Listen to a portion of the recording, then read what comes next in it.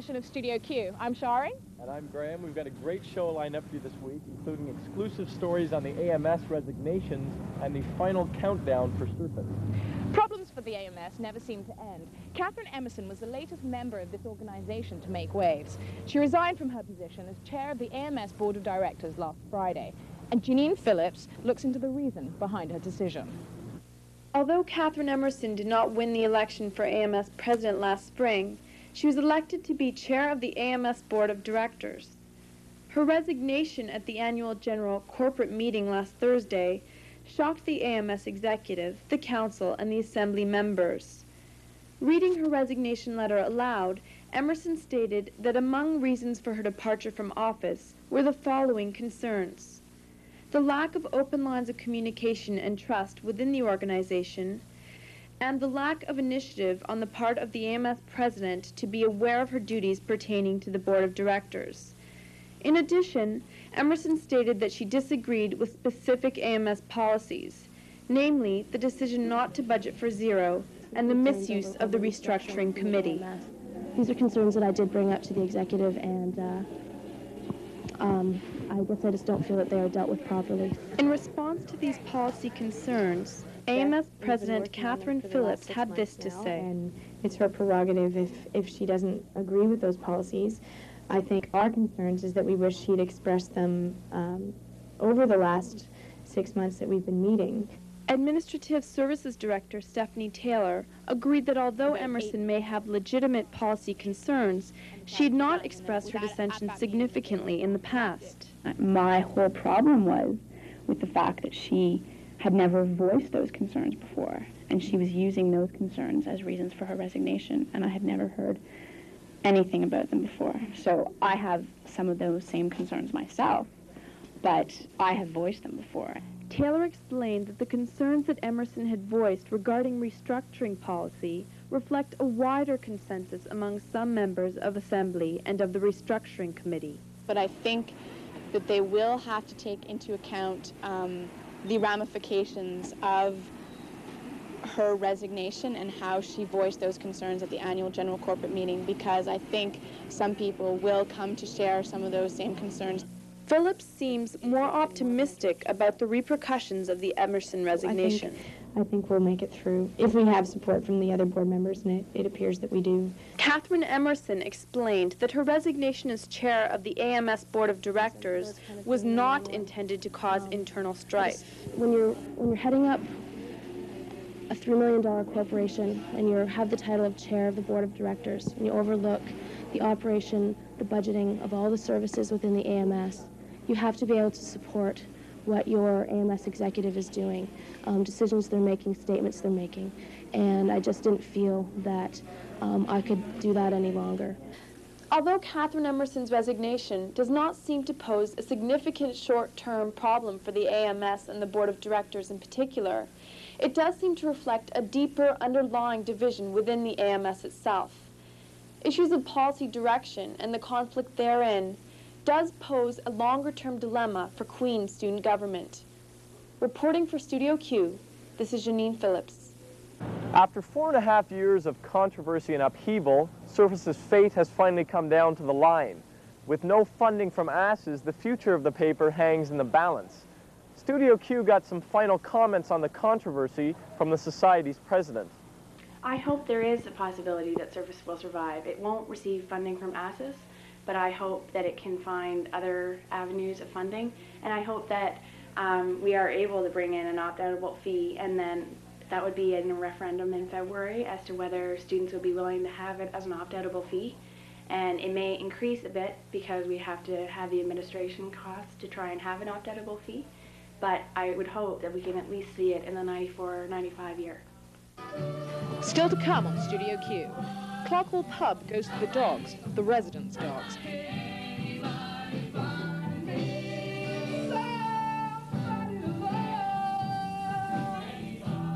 Catch a special look at the latest musical review from the Queen's Players. Later on Studio Q. Every November, Queen's goes through a familiar ritual, the John Orr Dinner. This special event gives Queen's alumni the opportunity to reunite in Toronto to receive awards and talk to old friends. Brenda Marshall was there. Good evening. We're at the John Orr Awards dinner at the Metro Toronto Convention Centre. The John Orr Awards annually honor people who have made a significant contribution to Queens and the community. The event provides an opportunity for Queen's alumni to renew old acquaintances, honor fellow graduates, and to have a good party. As always, the Queen's bands brought out the true Queen spirit in the crowd.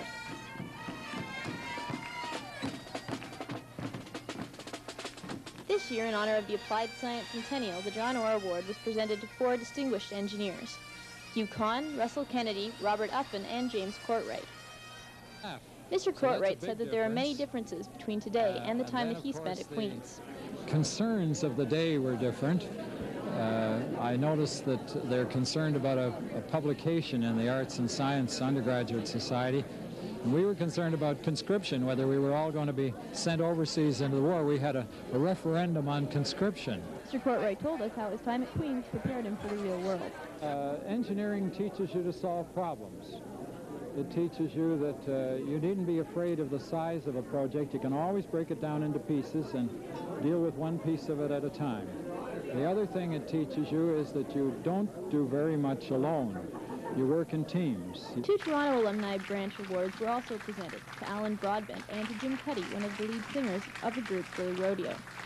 Jim Cuddy offered these perspectives on his experiences at Queen's. I think I just had some time to learn a little bit of mental discipline, and that inevitably is part of songwriting. You have to sit down and do it, and you have to be able to sort through images, and the time to just live in a world of ideas is invaluable. And so the John Orr dinner ends for another year, helping to ensure that the Queen's spirit lives on in its graduates well after the time they spend in school. I'm Brenda Marshall for Studio Q. Queen's new Dean of Women, Dr. Pamela Dickey-Young, held an informal talk in Dunning Monday night. Dr. Dickey-Young discussed excellence and diversity and the possibility of the 2 ideals together. You could be either excellent or diverse, but you have to choose one of them somehow, and somehow if you choose diversity, which is a good, you're not choosing excellence, which is a greater good somehow in terms of Queen's terminology. The Wellness Connection, a joint effort by a number of Kingston groups, overtook MacCory and the JDUC this week. The groups dealt with important campus safety and health issues, from alcohol awareness, safe sex and sun protection, to healthy eating, safe cycling, and good stretching. November 16th, St. George's Cathedral rang with the music of Queen's Chamber Singers and the Queen's Choral Ensemble. The Chamber Singers performed sacred choral music from the 16th and 17th century. Mark Surratt and Peter Allen directed. Recently, the Women's Center announced that funding and internal problems have threatened their future in the Grey House. This could pose a serious problem for women who use the center in both the Queens and Kingston communities. With more on the story, here's Molly Findlay. Women at Queens need support, and the Women's Center wants to provide it. We see women on campus that have been sexually abused or that feel that they aren't being helped in any way by a university campus. We see women that have been battered. We see women that have had emotional trauma and are trying to find a place to deal with it. But the facts are that the center's financial support has been consistently diminishing for the past 5 years. Although it has been in operation since the raising of feminist consciousness in the 70s, the Women's Center does not have adequate funding. And the issues which it encounters and deals with are critical and vividly real. Laura McKay, the media coordinator for the center, is living proof of the need for this service. On October 15th, I was sexually assaulted by presumably 3 Queen's students, about 200 meters from my house downtown. The center itself is located in the Grey House and is contained in 2 small rooms, one of which is a library resource. The center originally asked for a budget of $3,800, but received only $2,200. What is the basis for this lack of provision for an imperative service which should be open to over 7,000 people? It's not so much who it is in the AMS, it's the structure. And we're fighting to get money from a structure and from a university that has very severe problems of patriarchy. There is another resource for women on campus, but it is not student-governed. The Dean of Women, Dr. Pamela Dickey-Young, advocates similar concerns to those of the coordinators of the Women's Center. Violence against women isn't just an individual woman's problem, that sexual harassment is not just something happens to one isolated woman. So I think we've made the shift to thinking of it as systemic. I don't think we've made so much the shift of trying to think of systemic solutions. She also feels that the issue of underfunding for these services is more than just a universal lack of finances. That is, the notion of harassment is still pretty much thought of as a woman's problem. And although we've taken some steps to deal with it, we still think of it as women's problem and not the university's or men's problem or a collective problem. The Women's Center provides essential support for students at Queen's. Sexual harassment is not on the decline, but the funding of the Women's Center is. With the help of a referendum and a shift in the university's attitudes towards women's issues, this service can and will make a very positive impact upon the lives and experiences of women at Queen's. For Studio Q, I'm Molly Findlay reporting. Companies from across Canada descend upon Queen's campus every year looking for new recruits. The search is almost over, and Alison followed students of Commerce 94 as they hunted for jobs. For many graduating students, the job search is just beginning. For commerce grads, the process is already well underway. The School of Business runs an active recruitment program, contacting employees, arranging info sessions, and helping students with their resumes and cover letters. This year, there are close to 40 companies recruiting primarily commerce grads. I think the business community regards our students as very good. Certainly our commerce students as very good.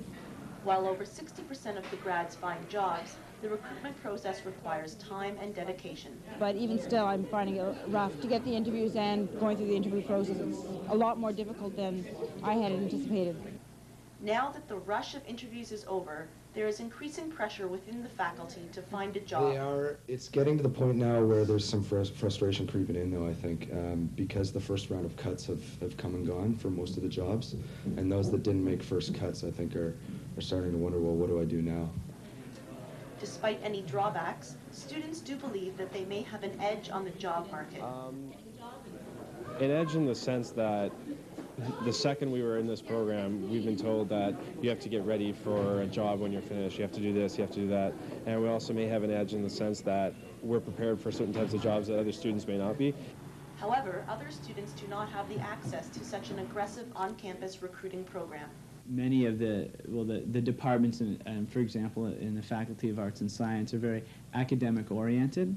I would say that the School of Business is more professionally oriented to developing those skills that businesses are going to use, and therefore they're committed to getting those people out into the business world. Still, many employers are not restricting themselves to only commerce students. Officers, they're recruiting across the board. Most of them just want problem-solving students who can think logically, which I think is anyone here at Queen's. With unemployment as high as it is, getting a job means a lot of hard work. For Queen's Commerce grads, the on-campus recruiting program has made it a bit easier. For Studio Q, I'm Alison Grant reporting.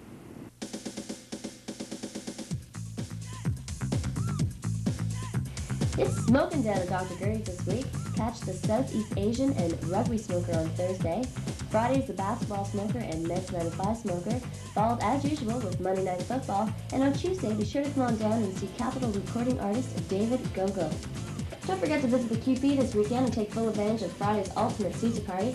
Saturday, catch the live band The Dirty Birds, and Sunday, don't miss Bogart in Casablanca starting at 8 o'clock p.m. Remember, the QP is open every day of the week for lunch, so bring your friends down and enjoy. This Sunday, November 21st, The Shot is hosting the Mother of All Tourneys, the Shark Fest. It's an 8-ball couples tournament with prizes provided by Brouhaha. An awards dinner will be held at Megalos following the tournament, so be sure to sign up soon. Back on campus with somewhere to taste you our favorite underground pub, Alfie's. Kick off the weekend with the Simpsons and Seinfeld Thursday night, followed by Queen's Players, Single and Sexy. Don't miss the Queen's Jazz Ensemble on Monday night. Catch the Rustic Gomers on Tuesday. Wednesday's the 94 Tri-Fact Tri-Pub Smoker, including Alfie's, QP, and Clark.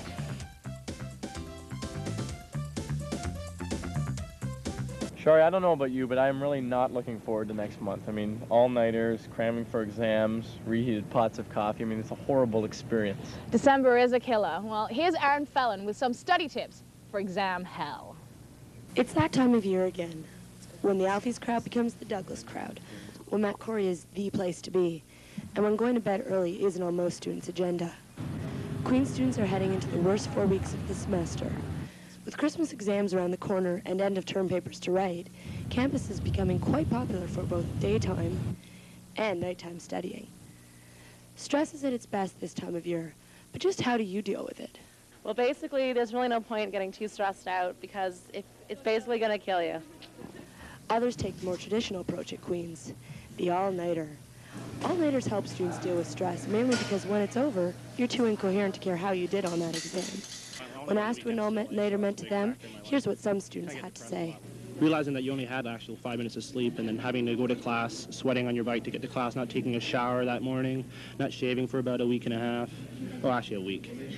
It means that you feel really giddy in the morning. Like, you don't feel tired, you're just like, boy, that was a great high, you know? It means when I'm studying in there all night and I have my earplugs in, this little tiny woman comes in with a vacuum and will not stop. She goes under my feet, over my head, and then the man comes in and empties all the cans into the recycling field. It's like, crash, bang, crash, bang, over and over again. He just looks at me like I'm like the Satanist or something like that, so. Study fever isn't limited to campus. It's everywhere. Ghetto houses are filled with keeners and slackers, all trying to make the best grade. The big question on everyone's mind is, how am I going to survive this? Although some students are well prepared for the Christmas crunch, the majority of stressed out faces on campus have left essays to the last minute, put off readings, or have just put their fate in someone or something else's hands. There are practical ways of dealing with the stress, however, so that we all return home in one piece. Queen's Counseling runs drop-in sessions for last-minute study problems, but for those intent on surviving on their own, the counselors had these words of advice. Cut your losses, number one. We tell them to eat, we tell them to sleep. Try and avoid all-nighters. You can't use what you do know if you're barely awake the next day. I really encourage students to use the chapter summaries and to use the lecture material to focus what they select to read when they're having to cram. It's hard to believe the semester's almost over. With little time left before the cramming session begins, perhaps it's time for Queen's students to look more reflectively on their study habits. So come January, they'll be back here for more books, studying, and of course the occasional socializing. For Studio Q, I'm Erin Phelan.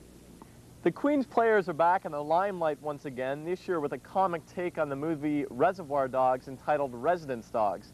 And as usual, the group has been packing houses at Clark Hall Pub. Meredith Grant has an exclusive look at the players' new smash hit. With tickets already sold out, the Queen's Players' newest show, Residence Dogs, is proving to be one of their best productions yet. When talking with director Paul Treitz before opening night, he appeared to have a positive feeling about the show. I'm extremely optimistic. I think the cast is too. We're all really high on it. We've put a lot of work into this show, and I just can't see anything going wrong. It'll be great. Of course, something will, but I don't want to even think about that now. We'll deal with it when it comes. But the first weekend passed successfully, with a great response from the Clark Hall crowd. The plot of Residence Dogs centers on a cutlery heist from Leonard Cafeteria, but serves mainly as a bridge between a wide variety of remarkable musical numbers. The script, which was written by director Paul Treitz along with Jeff Beers and Suresh John, is based loosely on Quentin Tarantino's movie Reservoir Dogs without the violent element. In addition to this, 7 female characters were incorporated into the script to make up the cast of 14. Some of these characters include Thelma and Louise, Drew Barrymore, Roseanne Arnold, and Cagney from Cagney and Lacey. One cast member, Jill Kirschman, summed up the general feeling of those involved. We've been rehearsing really, really hard every night.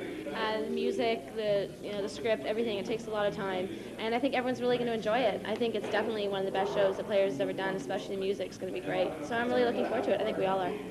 For all of the hard work, everyone involved in Residence Dogs enjoyed a fun and casual atmosphere at rehearsals and seemed to truly love what they were doing, which was evident in the end result of a terrific production.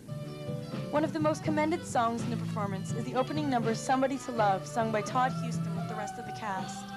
Somebody, anybody find me, somebody to love. Residence Dogs was performed last weekend on Friday, Saturday, and Sunday nights, and runs again this weekend, Thursday, Friday, and Saturday. For Studio Q, I'm Meredith Grant reporting.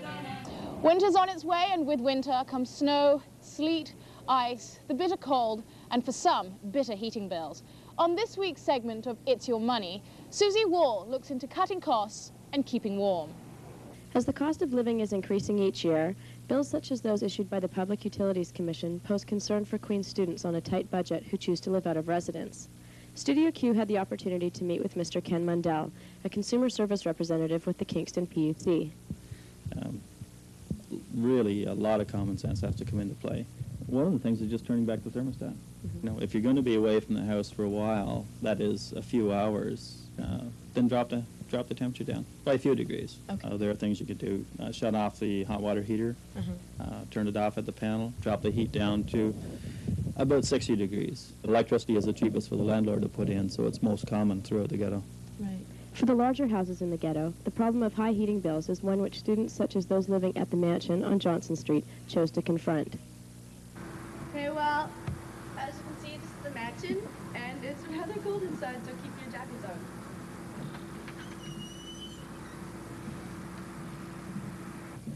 Okay, well, this year we started to go all out and bought double-sided tape, Canadian Tire, and lots of plastic. It's pretty thick, and we did all the windows that don't have storms in the house, and that's a lot, and it's a pretty big house. This is a classic example of the window that you're going to find, or the type of window that you're going to find throughout the ghetto. It's called a single hung window, and that's because the bottom part of it moves up. They're terrible for heat loss. There's leakages all around this window, and the best thing that you could do for the winter months is to cover it in completely with a sheet of plastic. Mr. Mundell also pointed out that heat loss on the upper floors of ghetto houses can be spotted from the outside as well.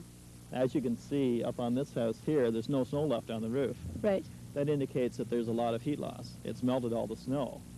Other houses that are better insulated, the snow is still on the roof. The houses by Science 44 Co-op are very well maintained. They're good. They're always in contact with me as far as energy conservation and what they can do and what they can't do. With the help of these tips, Mr. Mundell hoped an added awareness from students would come about on the often costly issue of public utilities. So there you have it, some helpful hints as well as some professional advice on how to stay warm this winter in your ghetto house. And as for the weather, it looks as though we've headed for another classic Kingston winter. For more information regarding your Kingston PUC, feel free to pay them a visit at 211 Counter Street or give them a call at 546-1811. For Studio Q, I'm Susie Wall.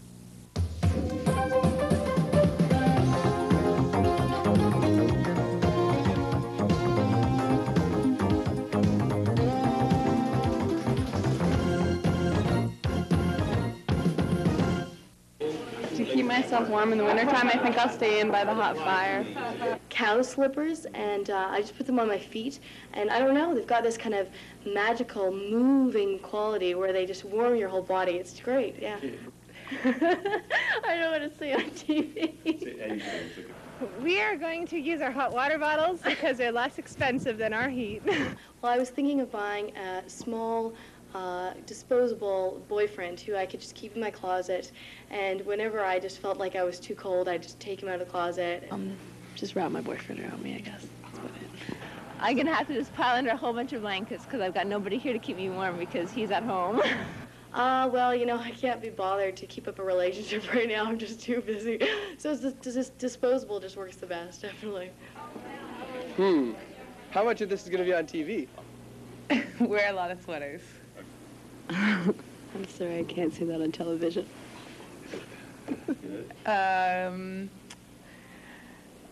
Buy a dog. Ooh, I don't think I can say on camera. Drink coffee. Move to a warm country this Christmas. Sleep in till springtime. Drink lots of beer. The English love to bitch and complain all the time. That keeps them warm. The jaws get working, it spreads. Go to lots of cake parties. Sure. I curl up in bed with warm cup of tea, and Dexter Gordon and Miles Davis playing on the CD player. What do I do to stay warm?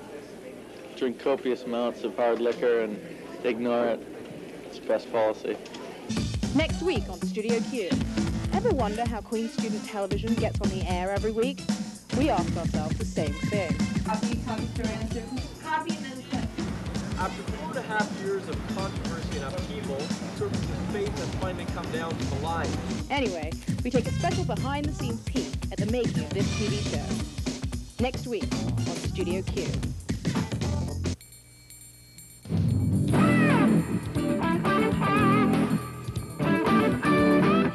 Hi, this is Paul Bertrand with the Brouhaha Sports Break. Studio Q's first Athlete of the Week award this year goes to third-year women's soccer player Martha Hall. Martha, a striker for the Gales, led the team to a third-place finish in the OWIAA and scored a fantastic 10 goals this season. Last weekend, she was named to the CIAU Women's All-Star First Soccer Team. In addition, men's soccer player Mark LeBron was named to the CIAU Men's First All-Star Team, and women's soccer coach Dave McDowell was named CIAU Coach of the Year, capping a great year for both soccer programs.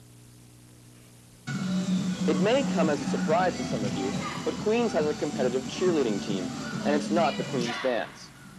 The team, which does the cheering at basketball games, heads off for Toronto this weekend to compete in the Canadian International Cheerleading Championships at the Sky Dome. Competitive cheerleading is relatively new to Queens, but the squad is quite strong and could challenge its perennial favorites as Laurier and Western for the championship crown. In other sports action, the defending OWIAA champion women's water polo team played in a tournament on the weekend. They lost 8-4 to U of T and 7-6 to Carleton, but rebounded to beat McMaster 8-5 and thump Brock 14-1. The men's hockey team played twice on the weekend and suffered two tough losses, 8-4 to Ottawa and 7-2 to UQTR. This weekend they play RMC for the annual Carr-Harris Cup. For Studio Q Sports, I'm Paul Bertrand. For all you Graham Abbey fans, he's not only a star on screen, he's also a star on stage. He is starring in the Guys and Dolls production at Grand Theatre. Right? Yes, it's running this week and next week. I'm not starring in it, but I'm in it, so anyway. You can get autographs there too. And for anyone who hasn't seen Players, if you can still get tickets, it is a really good show, so go out and see it at Clark Hall as well. Okay, this week's giveaway, we're not really sure what we're giving away, but we are giving away something. So phone us, if you can answer the question, we'll just give you a prize. The question is, what is the name of the Queen's Players production? And if you know that, call 541-1040, and this is for Thursday show only. And as usual, if you have any comments or questions, give us a call at 545-6699, or better yet, write us a letter. The address is Studio Q, John Deutsch University Center, room 22, Kingston, Ontario, K7L 3N6. So give us a call or write us. Thanks again for watching. For Studio Q, I'm Graham Abbey. And I'm Sharie Ross. See ya. Here's a special reminder to this term's prize winners. Prizes can still be picked up by Friday, November 26th. Just call 541-1040 to arrange a pickup time.